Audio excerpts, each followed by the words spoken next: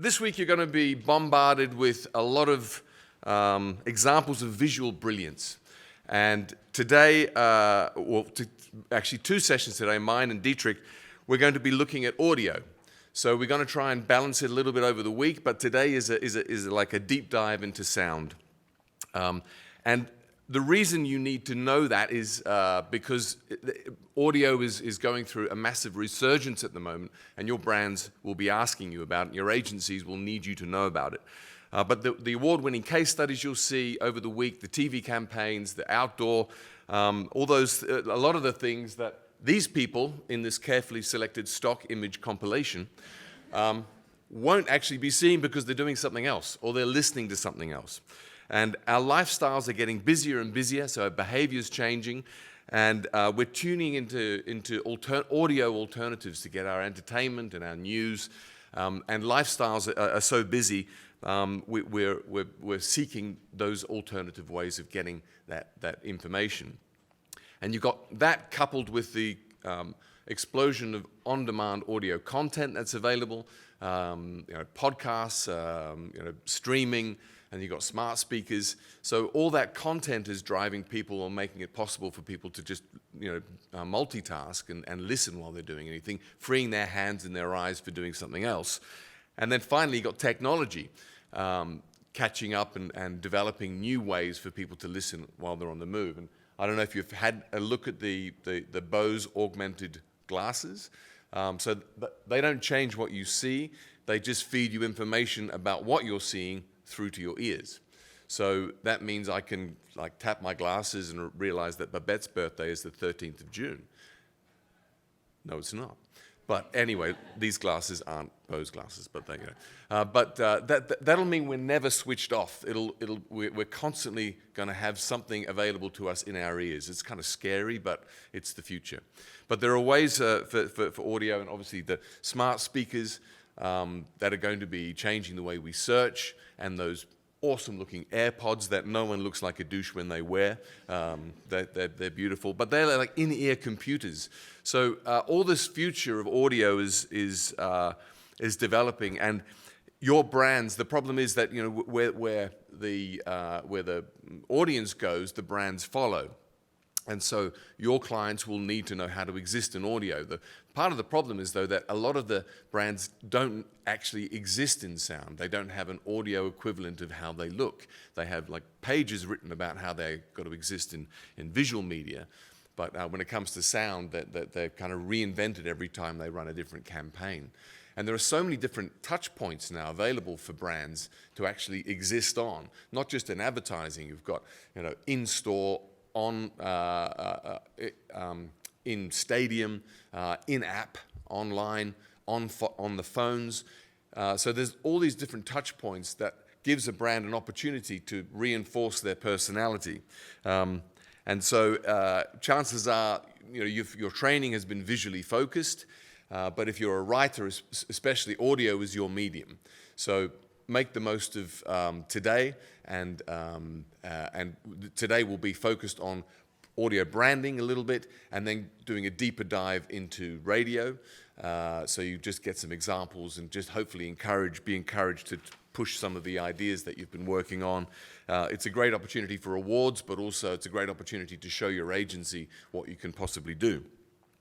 And you should look at every opportunity and every brief as a way of just flexing, showing that you're capable of taking even a pretty boring brief and flipping it and doing something interesting with it. There's a creative team I worked with a few years ago that we made an ad campaign for them for IKEA, and that campaign got a gold at Cannes, gold at LIA, and it was heard by Jeff Goodby. He identified the creative team and employed them. And that was from a radio ad kind of broke the ice for them. They looked at the rest of the work, obviously, but you never know where that piece of brilliance that you may have written ends up, and how that could influence your career. So I'm going to start by let's talk about audio branding. And audio branding is more than just a logo. That you have to consider the different ways you can use audio to reflect the brand's personality. You've got vocabulary, the tone of voice, you've got the actual brand voice itself, music, and the audio logo. And like I said, there's a lot more to audio and the way a brand can use audio than just the logo. A lot of the times that process is rushed, or it's not really, the due diligence hasn't been done. In Australia, for example, anyone from Australia here? Okay, great. Hey, there you go, looking nearly in the front row. Well, there you go. I've got some friends here. I'm based in Sydney. But you will also know that the audio logo for the biggest telco in Australia, which is, sounds exactly like Australia's biggest office supplies company. So they've got and they both spend shitloads on media, so they're on air all the time. You go, was that Telstra or was that the guy that I buy my pens from? So it's like, and then you've got Duracell, a very well-established mnemonic, sounding exactly like the new DAB Plus radio. So they're all like playing in this sort of pentatonic scale kind of sonic area where everyone's trying to sound different but end up sounding exactly the same. And then you've got like some really high-profile mistakes. A few years ago, Mercedes thought, oh, we've got to get in on this audio logo thing. And they didn't do it correctly. They didn't go to the right people. And they ended up with this. So for 2 years, they scared the bejesus out of any potential car buyer. And it took them 2 years to realize what a massive cock-up they'd made. And because they were convinced to go with it, stick with it, invest in it. People will come round, it'll be fine. And then I think they got enough feedback from the rest of the world going, everyone's scared to buy our car because there's a ghost in it. So I urge you not to rush the process and find the people in your market that do it well. And when you do have one of these, when a brand does have one of these logos and they do exist in audio, then there's all these different ways of applying it. So one of the biggest, most well-known audio logos is Intel.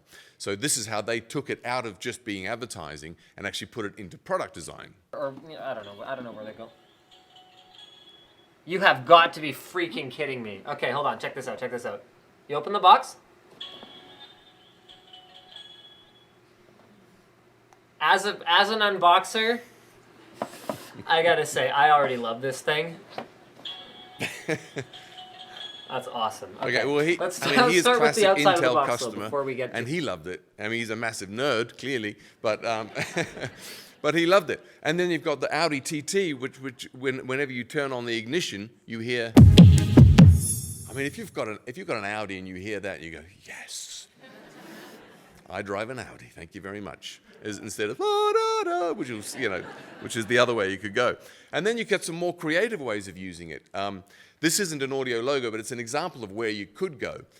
In Japan, Mount Fuji, there's a road. This road to Mount Fuji is synonymous with a lot of accidents. People veer off the lane and they have some head-on collisions, which is not fun. So what they've done, and Mount Fuji has a song. There's a traditional like folk song that every kid in Japan knows about Mount Fuji. So what they did, this ingenious solution to try and help with the traffic, they cut ridges along the road that if you stick in your lane at the right speed, it plays that Mount Fuji song. So here's the example. Here come the rumble strips on the ground.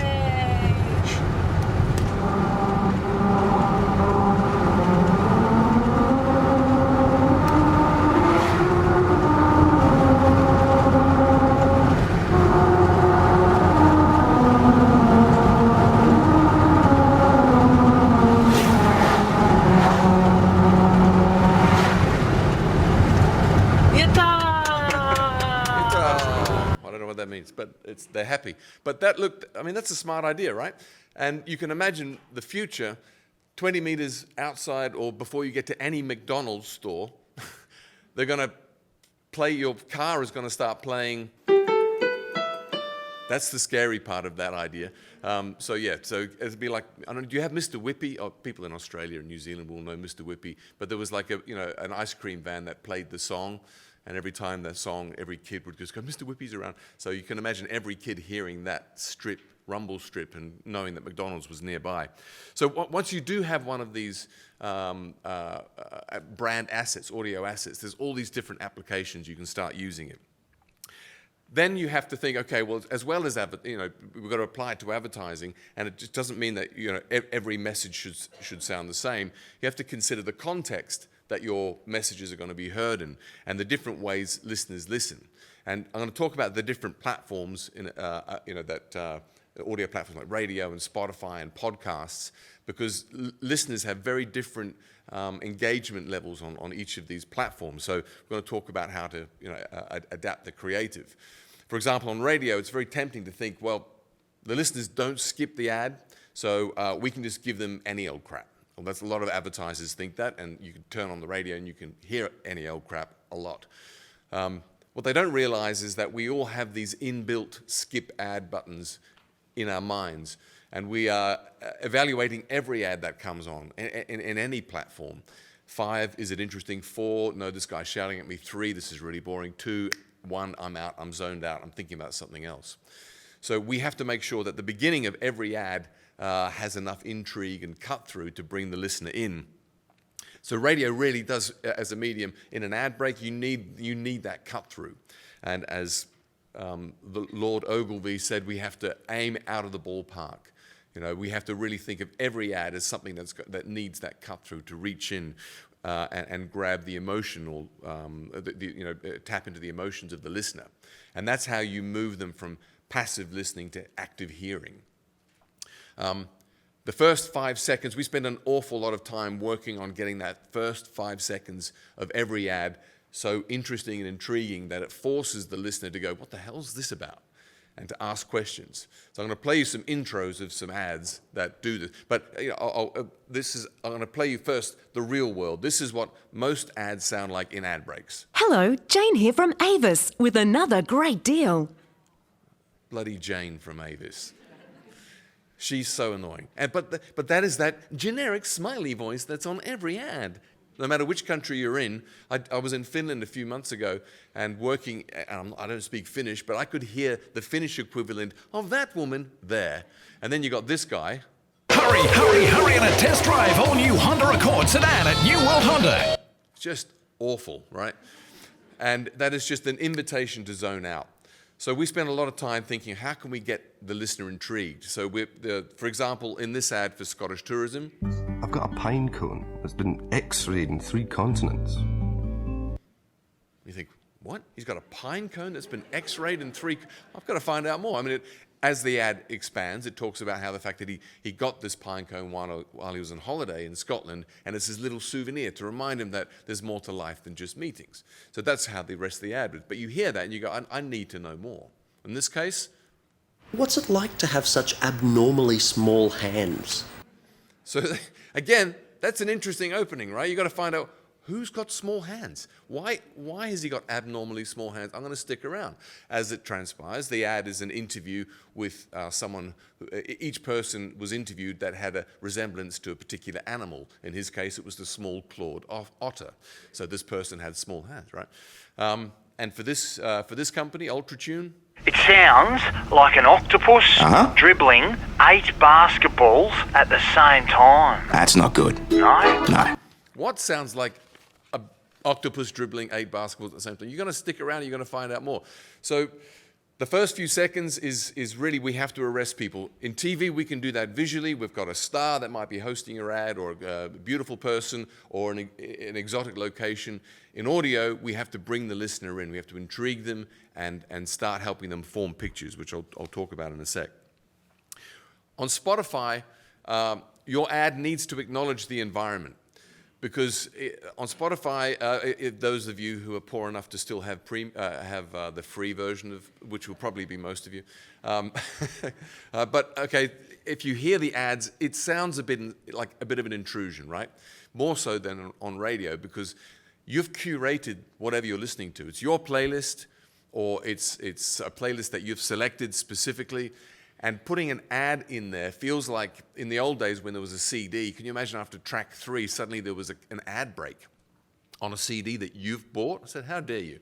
So your ad needs to acknowledge the environment, say something about the fact that you're doing it, slightly apologetic, and acknowledge the environment. For example, this ad at the beginning of this ad talks about the context. Kids dispatched, and you get to sing along to your playlist. Yeah, but before you do, we'd like you to add one more tune. And then it goes into an ad. But the beginning of the ad would say, okay, kids dispatched, because it was targeting stay-home parents, and talking about how you can chill out to your own playlist now, but before you do, we've got a message for you.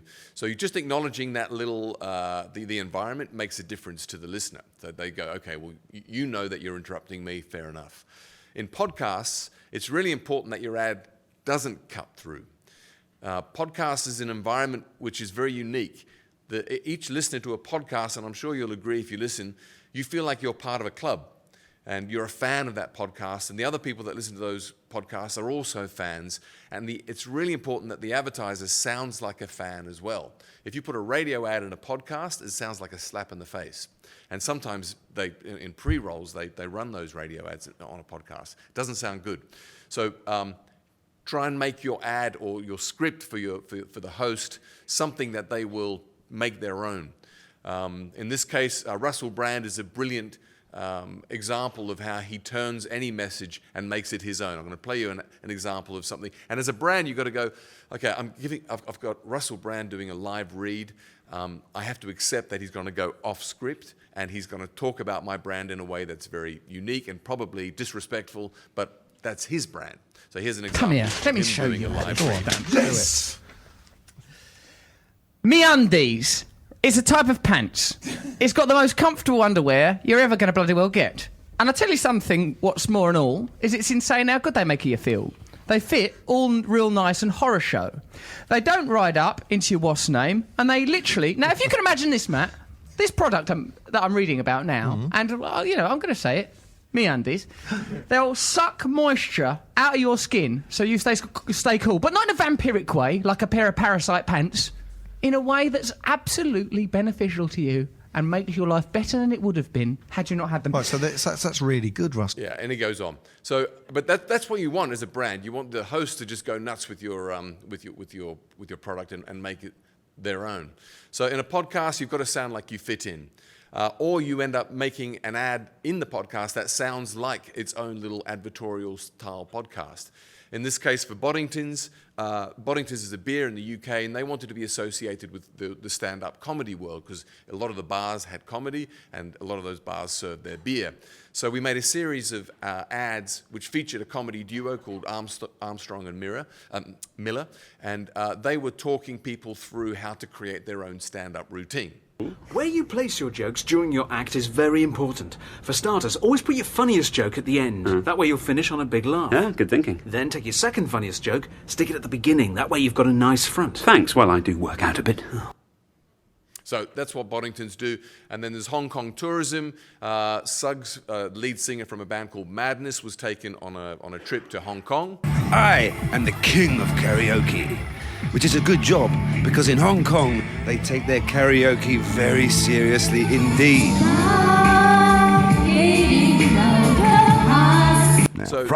So the ads sound more like the content themselves. So they feel more like advertorial pieces of content. So and then if you've got a brand that's relevant for this sort of thing, you can explore how your brand can actually make their own podcast.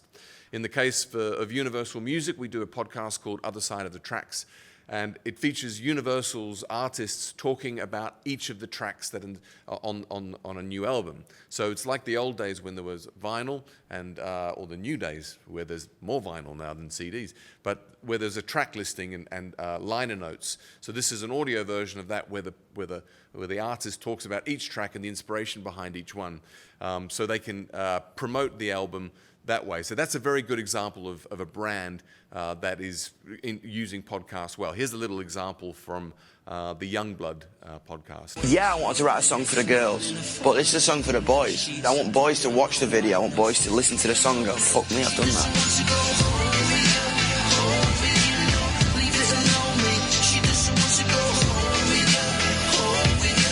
But I I wanted it to be such a pop song and such a sing-along and anthemic kind of record that you wouldn't know what it was be about until like the third time you listen to it. Like I want people to be in the fucking supermarket and be like, and drop the fucking shopping and go, that's what it's about. Shit. There's some of the lyrics that I'm most proud of, especially the second verse. So anyway, podcasts, branded podcasts are becoming more popular, but make sure your brand understands that it's got to be able to exist whether that's branded or not. The world doesn't need another podcast about insurance or car tires. It's got to be a podcast that would exist. There's like 750,000 podcasts available now. So if your brand is interested in creating one, it's got to be something that people would choose to listen to because there's just too much competition. We do one for an insurance company, which is a comparison site, and it's called History's Worst Decisions, and it's just taking people through, looking at some of the historical cock-ups and talking about how and then there's a subtle message from the brand saying you can avoid making a mistake with your insurance if you go to Choosy. So there's some relevance there, but it's essentially a podcast that could exist on its own. For the same company, we've created a skill for Alexa, which helps people get a very quick overview of their insurance costs. If you've never had life insurance, if you've never had income protection insurance, you can ask Alexa to give you a guesstimate. So, and this will be like a top-line guesstimate, and you can just give a few bits of information, and then Alexa will give you a weekly top-line cost before unleashing any salespeople on you. But so smart speakers is another area, another platform that you will be asked to explore. It's just getting to the point now where our behavior is changing enough where we're starting to search. So it won't be long before your brands are going to be looking into that area. Alexa, open Choosy Guesstimate. Enjoy the... I'm going to talk about radio now just for a little bit, just to go a little bit deeper in this. As I mentioned, it's really important that we... that the beginning of the ad, it has that sort of cut through, but also that we involve the listener.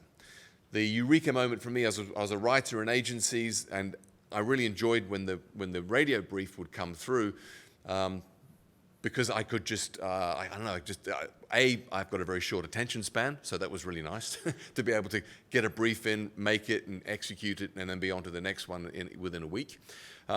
But also just there was an opportunity. It felt like a purer medium. As a writer, it's a really liberating medium. But the eureka moment for me was to realize that all the best radio makes the listener the co-author. So the listener is part of the process. If you can make the listener to imagine a scene or picture the voice that's speaking, or in the case of this next ad, participate, then you've got a very strong campaign. So this ad is for Quit Victoria, which is an anti-smoking organization. And they ran a TV campaign which was a lot of visuals, quite sort of scary visuals of bubble wrap. And it was in the shape of a lung and a cigarette burning a hole in the bubble wrap and sort of this acrid smoke coming up. If you were to run a sort of scary message like that on radio, it wouldn't work. Because as soon as a smoker heard that it was an ad telling them not to smoke, they'll zone out. And as soon as a non-smoker heard it was an ad for smoking, they would zone out because it's not relevant. So the key was to get the listener involved in the ad before they knew what the ad was about. And this ad did that. I'm going to do a little demonstration, and I want you to do it with me. Right. Take a deep breath, deep as you can, and hold it. Now, take another breath on top of it. You won't be able to take much in. Breathe out just that last bit. And breathe in again. Out. In. This is what breathing is like in the latter stages of emphysema. Sufferers describe it as feeling like you're suffocating 24 hours a day.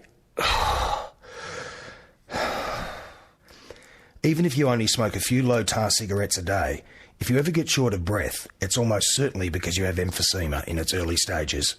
Just about every smoker does. So now you know what lies ahead. Take a deep breath and call Quitline 131 848 131 848. So when that ad that ad started 2 weeks after the TV, the call rates to the quit line increased by 65%. TV set up the message about linking smoking and emphysema, but radio made that message personal. So you were driving along, and for the first time, you may have realized that you have the early stages of emphysema. That's you responding and being involved in the ad. And before you knew it, you were participating in one of those ads. So it's a good example of making the listener part of the ad, making them the co-author. But every brief you get should be an opportunity for you to really do something new and find new way of using the medium. We had a brief which was a pretty boring brief from ABC Classic FM, which is a classical music station in Australia. And all they wanted us to do was create little imaging pieces that they normally have a piece of famous classical music, and then they just say the name of the station off the back of it. So a bit of Vivaldi or a bit of Bach or something, and then just one of those rich brown chocolatey voices says Classic FM, and that'll be it. So they were expecting we would do that again. But we thought, well, no, there's an opportunity to do something new. Classic FM is up against Spotify and Pandora and iTunes, so how can we celebrate the thing that makes them different? And the thing that makes them different are their presenters. So we ended up making a series of little idents, if you like, audio bits of branding, based on the presenters' DNA. I'll play you a little case study. Radio, 100% 80s. Imaging is what a radio station calls those short pre-recorded messages you hear. You're listening to ABC Classic FM. Australian favourites coming to you live on digital and online. They normally just say the station name over a piece of music. Radio. They're pretty invisible and usually not that inspiring. This is the 80s channel. 80s channel. So when ABC Classic FM, Australia's national classical music station, asked us to refresh their imaging, we wanted to use those messages to communicate something more meaningful. With increasing competition from Spotify, iTunes and Pandora, Classic FM's imaging was an opportunity to remind listeners of what makes the station unique. The presenters. Not only do they live and breathe classical music, their knowledge and passion brings each piece to life. So we created imaging as individual as the presenters themselves by using their DNA to create bespoke themes for each show. The musical notes were determined by their geno and phenotype, or physical appearance. Curly hair added an A sharp to Mary's theme. Dimples gave Margaret a C, and so on. We then used the notes to create unique compositions for each presenter, taking into account their own musical tastes. These themes were used within their show as standalone pieces or within promos. Classic Breakfast with Emma Ayres on ABC Classic FM.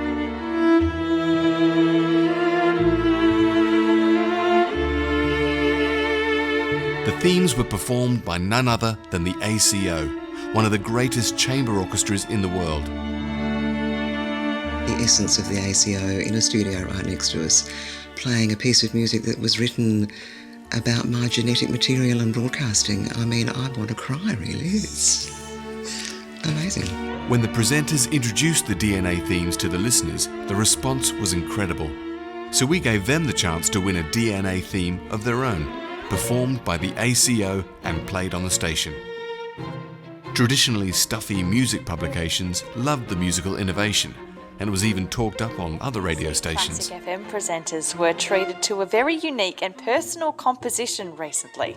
So that is impossibly beautiful, Ralph. I know Emma a little bit, and it's actually made me a little bit teary. It's so beautiful. The press, PR and social interaction helped introduce ABC Classic FM to tens of thousands of new listeners.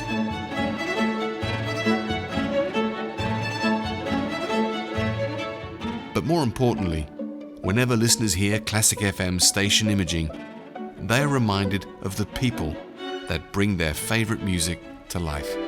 ABC Classic FM, where music lives. So I'd encourage you to take any opportunity to turn something that even seems like a pretty dull brief into something that is going to really leap out. I mean, that won lots of awards, and it was a good audio idea that's well executed will stand out in award show, and it's the same trophy on your shelf, whether it was for a TV campaign or a radio campaign. So there's an opportunity there, and like even on like a price and product campaign, there's an opportunity. There's a brand in Canada. Any Canadians here know Sobeys? Yeah, you know Sobeys. I don't know whether they're still using this campaign, but this ran for many years. So they just the brief was to promote a particular item and a price. How inspiring is that, right? You get that brief and you go, oh God, where's the fun? Where's the opportunity? Well, whoever came up with this format seized the opportunity and did something interesting. I'm going to play you 3, or maybe there's 4 ads in a row. They're very short, but it's the same 2 women talking about the price and product, but they have a way of making the product the punchline in every one of their ads. So it's a great way of taking something that's pretty boring and making it interesting. You kind of wait to see what the product is. My daughter's new boyfriend honks when he comes to pick her up. He just sits there and honks, and he has a tattoo on his arm with the name of his last girlfriend. There's a name for guys like that. Turkey. Fresh grade air utility, $1.49 a pound. Sobeys, ready to serve. So did you ask for the raise? No, not today. We were really, really slammed, really busy. Okay, you gonna ask tomorrow? Well, no, actually, I have a really big meeting tomorrow. I'm booked up all day long. So next week? No, my boss is out of town. Chicken, $1.49 a pound. This week at Sobeys. Honestly, I don't know what it is with Lloyd lately. Have you tried candles? Yes. You've tried wine? Lots of wine. Honestly, is there anything else you can think of that I could try? Saran wrap, 2 for $1. This week at Sobeys. Have you ever wanted bigger ones? I don't know. I guess I did, but now I think I'm quite happy being understated. I think. Yeah. I wonder, if there was an easy way that maybe I wouldn't mind, having a little bit bigger, Kleenex, 2 for $1. This week at Sobeys. So, it's a really sweet, gentle campaign, but really effective. It stands out like anything on air because it's just takes its time, conversational, and the product is the punchline. So you're hanging around waiting for that, for what they're going to talk about this week. And that's a great new way of talking price and product for a supermarket. And those are the ideas that will, your clients will absolutely love. They've got a structure and they're consistent, and they'll, create some sort of, reputation for you guys in your agency as being the people that can really understand audio. And the temptation when you do get an audio brief is to make an ad that you or your creative partner will love, but really goes over the top of the heads of most listeners. And as a judge, I'm judging a lot of award shows that I hear those ads, and I can just imagine the creatives high-fiving themselves going, this is going to be so awesome, it's really subtle, or it's really hysterical, but I know that it's not going to do anything for the brand. And as judges, we're evaluating that. There's no effectiveness score, it's not an effectiveness award show, but we will evaluate whether this is going to be an effective ad or not. So what I often do is I talk to a lot of taxi drivers to get their criteria, because they listen to more radio than any of us, and they help remind me of the context that the ads are going to be heard in. So a few years ago, I was judging. I was the president at Cannes for the audio category, and I wanted my jury to also be reminded of that fact, that not to ignore the real people that are the real listeners, because often we're given ads that have like the sound of the hummingbird wings morphing into the eagle, which morphs into the jumbo jet, which morphs into the listener not giving a shit because they don't understand what just happened because it's so subtle.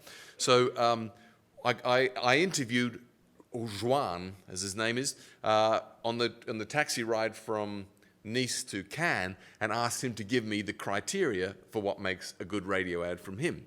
And I put that picture up of Juan in the jury room as a reminder to the jury that the real world is out there, and when you're listening to these ads that you're judging in noise-cancelling headphones and in a sort of a weird environment, to imagine the real world where people are out doing other things while they're listening. I'll play you the criteria that he gave them, and then it worked very well. But and then on award show night, I also wanted to make an impression about the audio category, and I played the criteria to the 2,000 of the most cynical people in the world, the Cannes audience, and I asked them if I could bring Juan on stage as our 15th juror. And they said, absolutely not. You cannot do that whatsoever. Don't be ridiculous. You're not bringing a taxi driver on the Cannes Lion stage. Are you mad? So I did. And this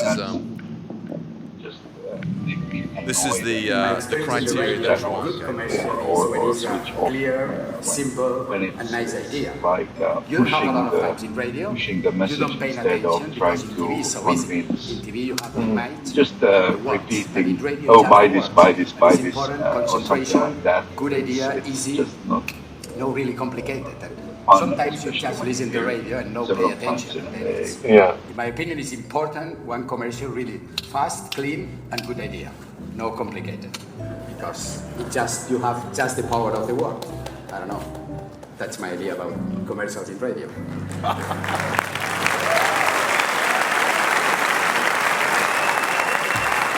Ladies and gentlemen, please could you thank the 16th member of the radio jury representing all listeners everywhere, Juan?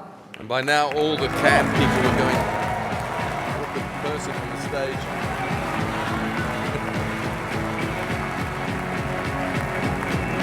And he got a standing ovation, which was lovely.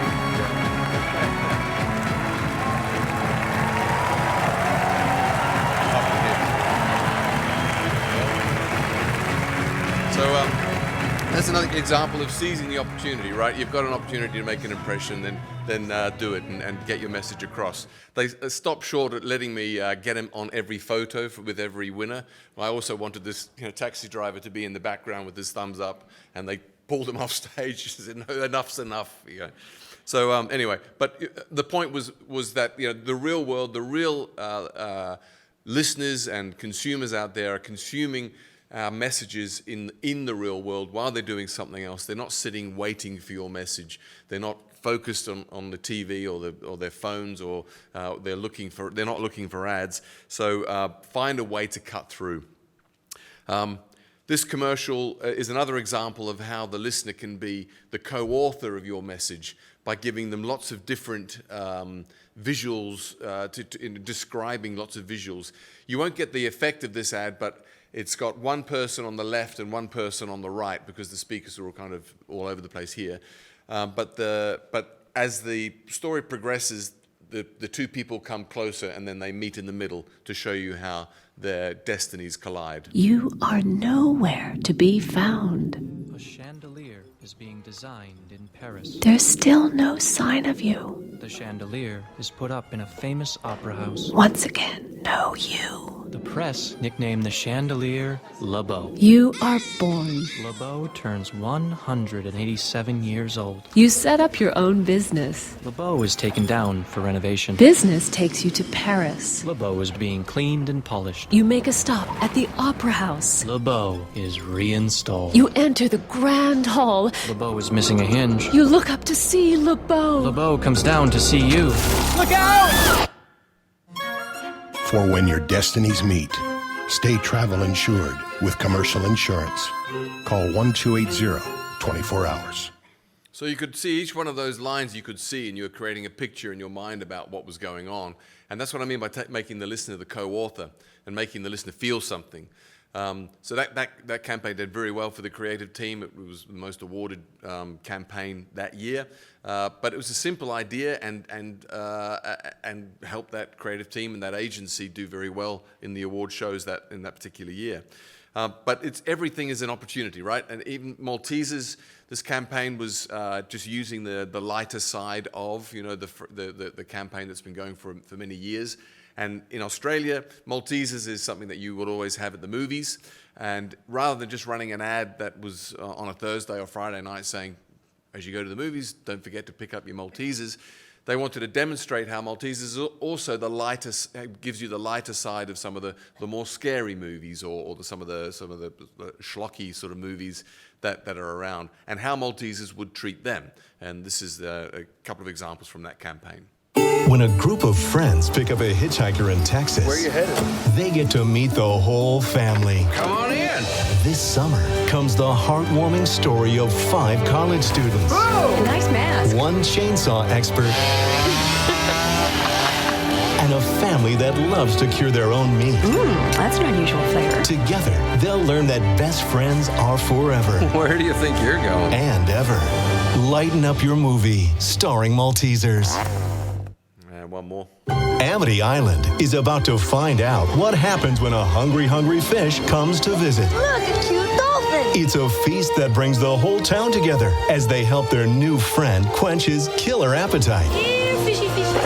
There'll be laughs all around when this cheeky fish mistakes a boat for dinner. And then steals the heart of everyone's favorite fisherman. Hey, Quint, I think he likes you. Lighten up your movie, starring Maltesers. And the funny thing with that, I used the guy that does movie trailers for a living. He's based in the States. He had no idea that he was voicing an ad for a parody. And I didn't have the heart to tell him. I was like, just assumed that he'd get it.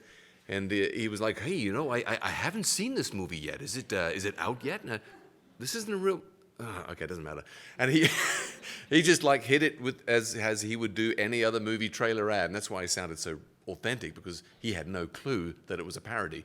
Anyway, so yeah, casting the real person, that made a big difference. But it doesn't always have to be these like these visual soundscapes and elaborate audio. Just having a very consistent but distinctive brand voice can really take your campaign on. And any of the US based people will know this campaign. It wins awards every year. It's a great ongoing campaign. And at the sort of the foundation of the campaign is the actor Tom Bodett, and he is the voice of Motel 6 and has been for like 15 years or so.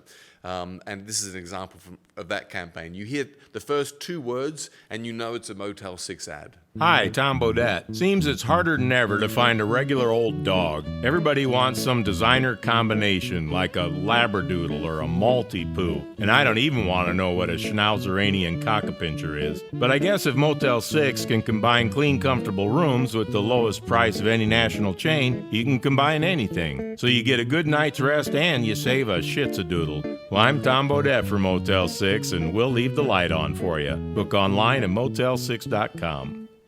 So that campaign is a good example of brands that build rapport using audio. And rapport is something that we kind of forget what is so important for a brand, particularly brands like or businesses like banks or when the government's trying to communicate stuff. Using audio to build rapport is a really effective use of the medium. Because it's human, it's conversation, and if you can have that conversational tone of voice, then the brand suddenly feels like it has more dimensions and is a human sort of entity. But the starting point for us is when we're evaluating a script that we've written or one that we're directing on behalf of an agency is relevant cleverness. And that is the 2 words that I think you should use to judge your own work. You'll look at it and you'll go, this is absolutely hilarious. This is going to stand out on air. It's going to be brilliant.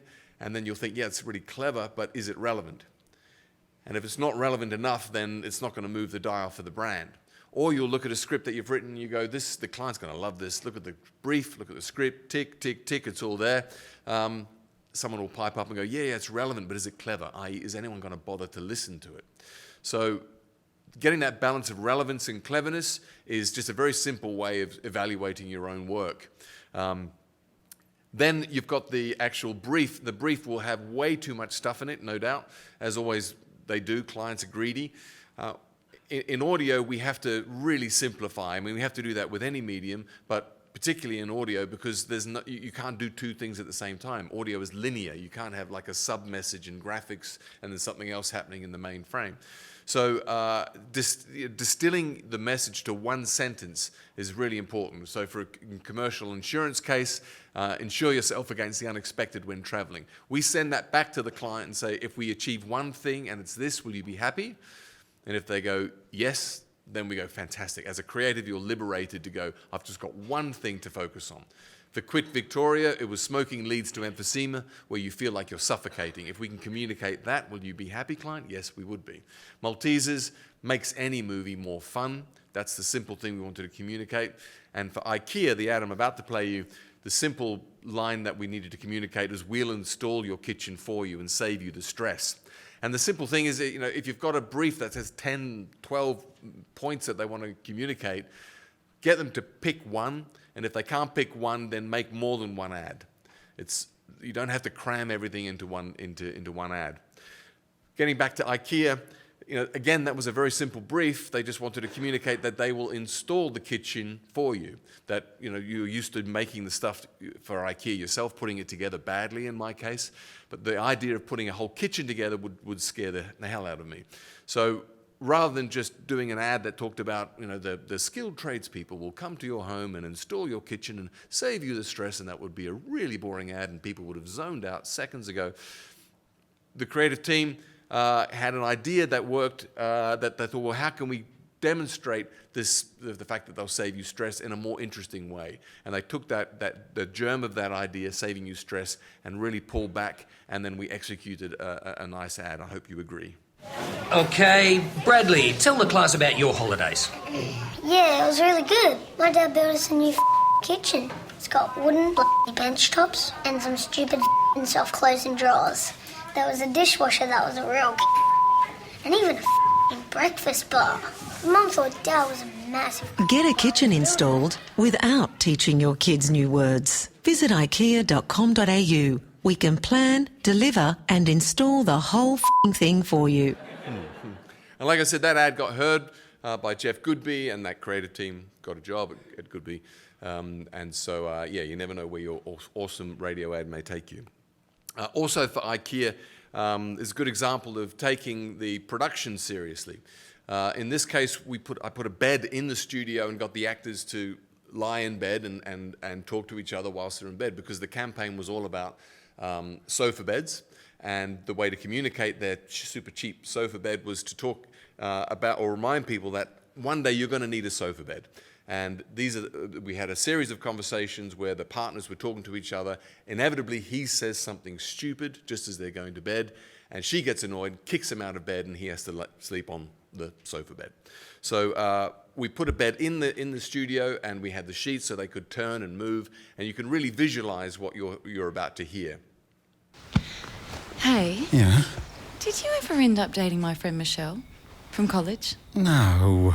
Oh. She was way out of my league. Sofa beds from just $136 at IKEA. So you get the idea, and there's another one from the campaign. So, I've been trying this new anti-aging cream. Oh, yeah? Mm-hmm. Where?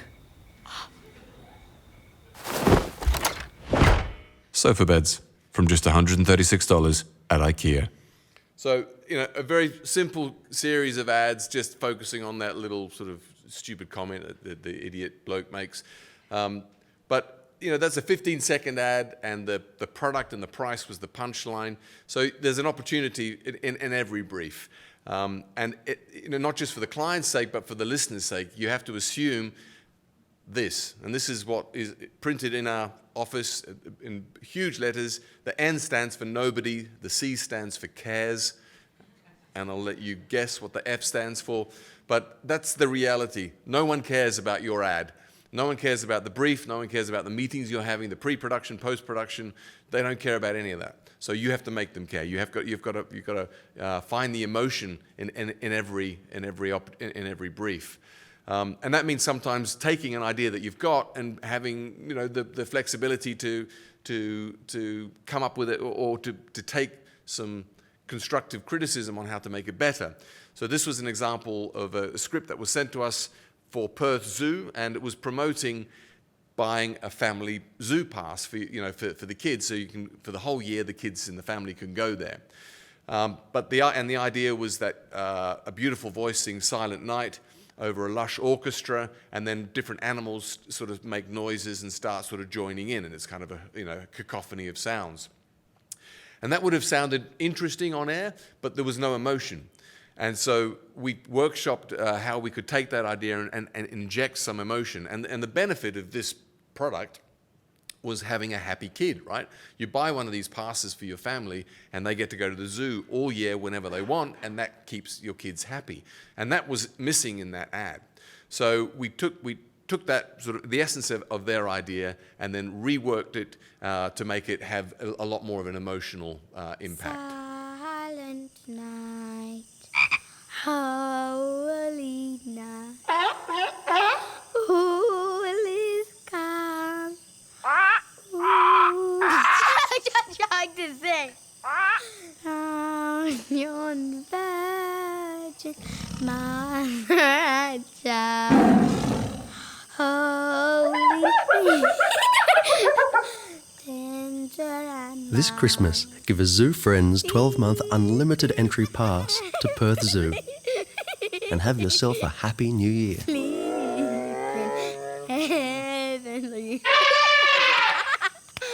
Authorised by the State Government, Perth. So you have one, maybe two shots at getting that, that performance from that kid.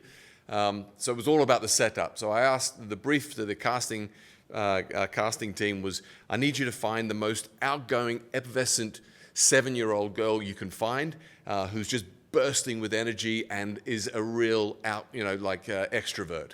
And they found this girl, and she came into the studio, and she was already like smiles and everything. And I said, okay, you've got to treat this very seriously. I need you to go in there, and I need you to sing Silent Night. You're going to hear some sounds in your headphones. You cannot laugh. Already she was going, okay, and she, like, this pressure cooker was like ready to erupt. And then, of course, when she was in the studio, she just couldn't help herself and just kept laughing all the time. But the tension of not being told that she couldn't laugh was enough to get that crazy performance at the end. So setting up the production, that's you got to take it a little more seriously. And sometimes that also means telling your client that you're going to be making the ad more graphic and more serious and more emotional than they were expecting.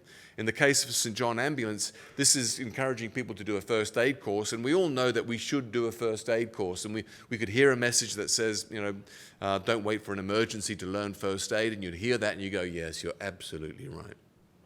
And then 3 or 4 seconds later, you'll start thinking about dinner or something else because you wouldn't have felt that message and the impact wouldn't have resonated. So we have to tell the client that this ad is going to be graphic, it's going to be hard to listen to, but people won't forget it. And they didn't. They had record enrollments, and the ads had to be taken off after 2 weeks because they couldn't keep up with the demand, and they had to rest the campaign for a week while they caught up. And that was because people heard this ad and they were moved as a result. Just tell me her age and exactly what's happened. Her name is Emily, and she's 5 years old. We were making hot chips, and she poured hot oil all down her arm. The ambulance is on its way. Do you know first aid? No, I don't know first aid. Sorry. Emily, come here, sweetie. Just put your arms up.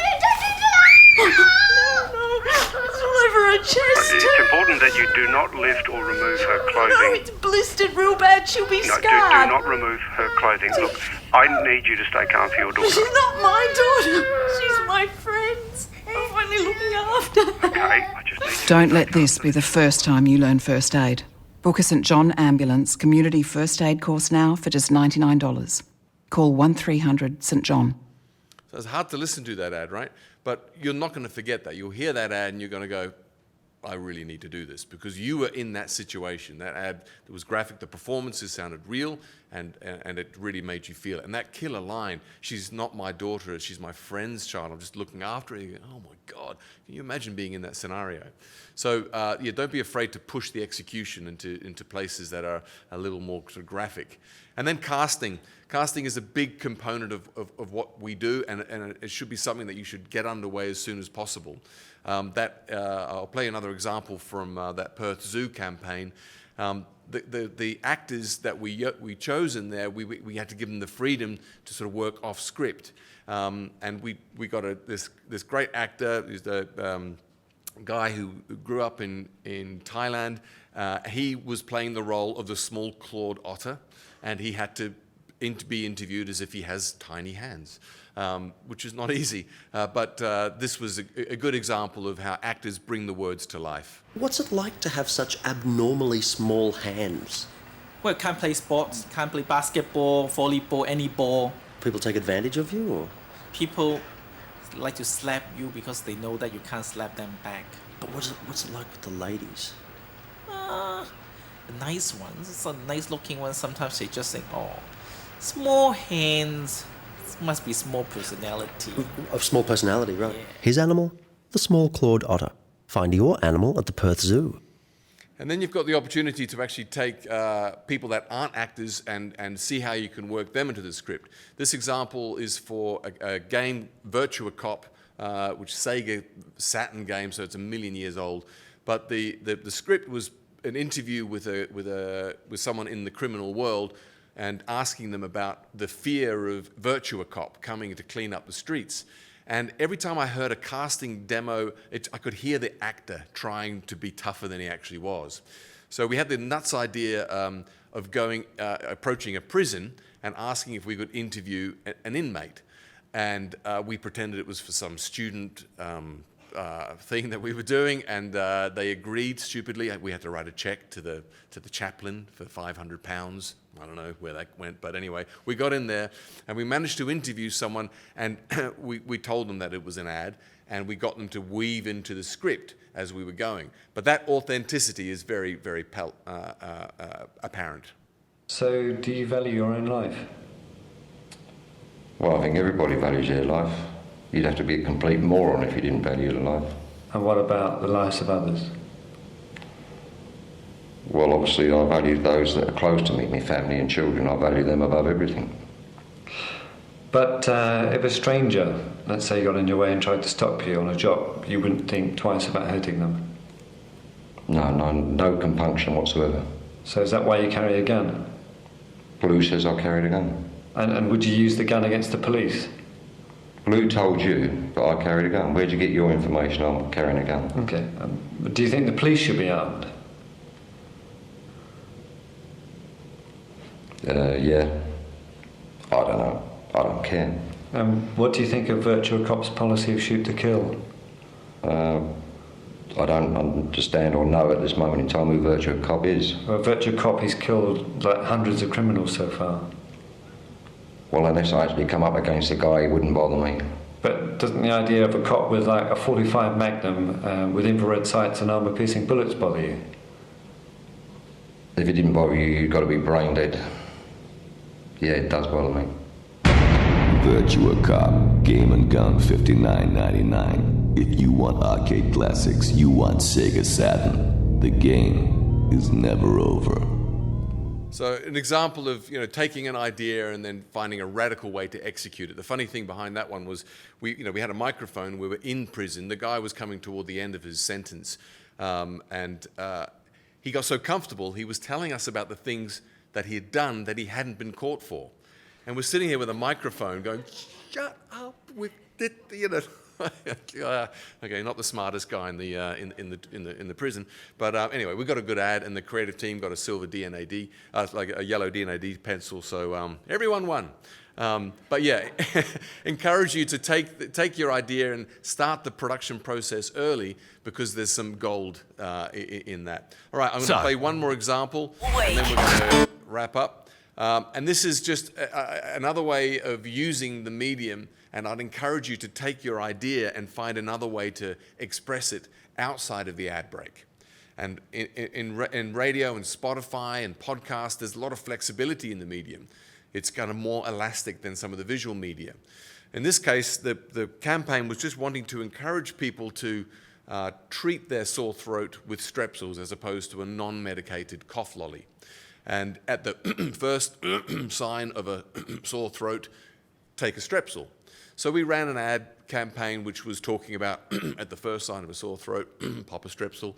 But I also cast 10 actors, and their brief was to get on air, on the stations that were running those ads, and find a way of getting on air, request a song, talk about the traffic, participate in the talkback, and when they were on air, to apologize to the host about the sore throat, and tell them that they're going to have a Strepsil and do some product placement on air. The radio stations had no idea we were doing it, and we got away with it. Here we go. Stephen, are you there? Hello. Yes, Stephen. How are you going, mate? Good, thank you. Listen, it's great to have you back. Thank you. Listen, I just wanted to get your thoughts on the state election. Yeah. It seems a bit of a... Excuse me. Yeah. Now, just... You better? Strepsil. Okay. You all right there? A sore throat coming on. Yeah. Always take a Strepsil the first time with a sore throat. Sure. Just wanted to... it seems a bit of an open and shut case. Do you think... Oh, a bit of chaos out here this afternoon, sir. Where are you? Oh, excuse me. Need a Strepsil there. Sitting in Kirribilli. Are you in the Cessnock electorate? I am. Right. Hang on. I just got to pop a Strepsil. Alrighty. That's better. This time of year, the colds kick in. You got to pop a Strepsil. Yes, indeed. First sign of it. So it sounds so obvious when you know, right? Paper. Oh, it's a good question. As a matter of fact, there are murders that occur in this city that are placed on page 10 of some newspapers. Ridiculous. Oh, sorry, mate. I've got a sore throat coming on. Sorry, mate. I'll have to have a Strepsil or something. You're right. You're with us, Gary? I'm back with you, mate. Okay. So anyway, we got away with it. The client was a bit scared because it's a medical category, and they said if we get done, I'm going to deny all knowledge of giving you permission. So thanks for your support, client.